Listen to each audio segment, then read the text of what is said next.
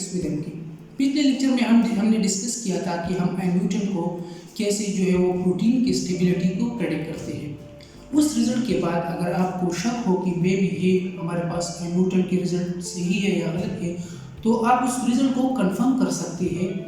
म्यूप्रो एक सॉफ्टवेयर है, उस पर आप कंफर्म कर सकते हैं कि हमारे पास जो प्रोटीन की स्टेबिलिटी है वो डिक्रीज जो हमारे पास रिजल्ट आया है क्या वो सही है या गलत है।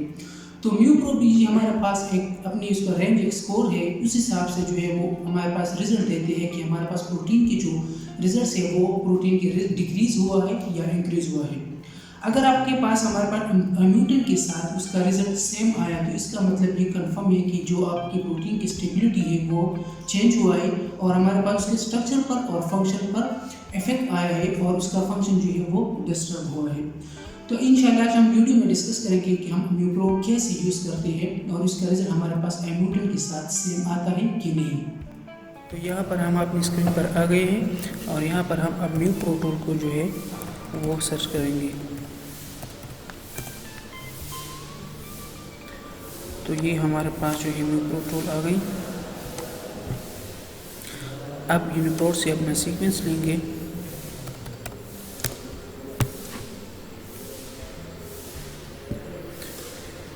हमारे पास जो सीक्वेंस था वो हमारे पास सेव था, तो जाके हम अपने सीक्वेंस को उठाएंगे वही पे जहाँ से हमने पहले प्रोसेस किया था।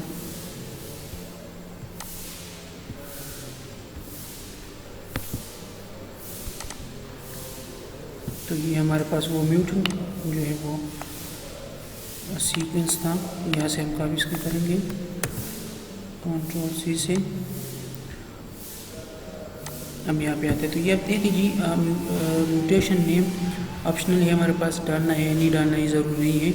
ये फिर वही म्यूटेशन पोजीशन जो है जिस पोजीशन पे हमारे पास आई है, जैसा कि हमारे जो म्यूटेंट का रिज़ल्ट जो था वो 419 पे था और उसे कंफर्म करने के लिए हम जो है दोबारा चेक करेंगे कि यह हमारे पास सिंगल साइड म्यूटेशन जो है वो सही है उसके हिसाब से या नहीं।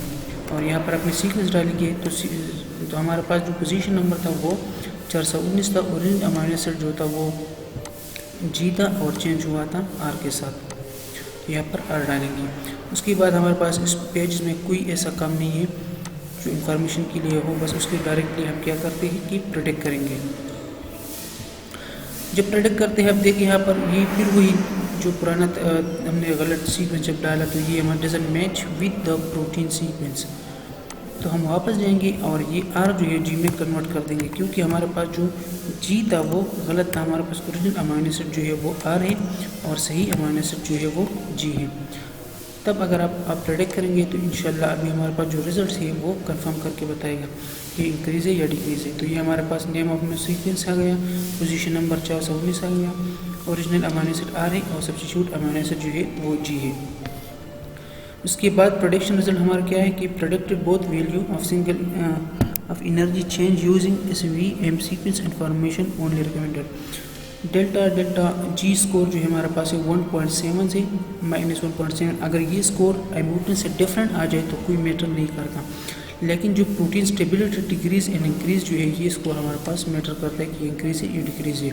तो म्यूटेंट की भी हमारे पास जो रिजल्ट आया था वो भी हमारे पास डिक्रीज था और यहीं पर हमारे पास जो म्यूप्रो में भी है वो भी यहाँ पर डिक्रीज़ है। इससे ये पता चलता है कि जो म्यूटेंट का रिज़ल्ट था और म्यूप्रो का रिज़ल्ट जो है वो बिल्कुल सही है और इसको जो हमें उसे रिजल्ट्स में जो है वो इंटर कर सकते हैं। उसके बाद इस म्यूटेंट की एक चार्ट बना लेंगे, उसमें फिर आप रिज़ल्ट लिख सकते हैं। फिर हमारे पास जो है support factor machine use sequence information only effect decrease the stability of protein confidence score -1। जब हमारे पास मैंने कहा था कि जब डिक्रीज़ हो जाए तो इसका मतलब ये होता है कि प्रोटीन पे हमारे पास उसका असर पड़ते हैं, उसका स्ट्रक्चर चेंज होते हैं और फिर उसके फंक्शन भी ऑलरेडी हमारे पास चेंज होते हैं। जब इंक्रीज़ होता है तो इसका ये मतलब होता है कि हमारे पास इसका कोई ऐसा इफ़ेक्ट नहीं है स्ट्रक्चर पे या फंक्शन पे, या जो म्यूटेशन है वो अगर म्यूटेशन आया भी हुआ है लेकिन जब इसका स्कोर डिक्रीज़ है तो इसमें कोई अल्ट्रेशन नहीं है। तो ये हमारे पास कुछ इन्फॉर्मेशन थी म्यूप्रो की। उम्मीद करता हूँ कि आप लोगों को वीडियो अच्छा लगा होगा, तो मेरा चैनल को सब्सक्राइब करें और इसी तरह बायोइन्फॉर्मेटिक्स के रिलेटेड डेटाबेस टूल्स यूज़ करने के लिए बेल आइकन को दबाएं ताकि आपको न्यू वीडियो की नोटिफिकेशन जारी रहे। Thank you.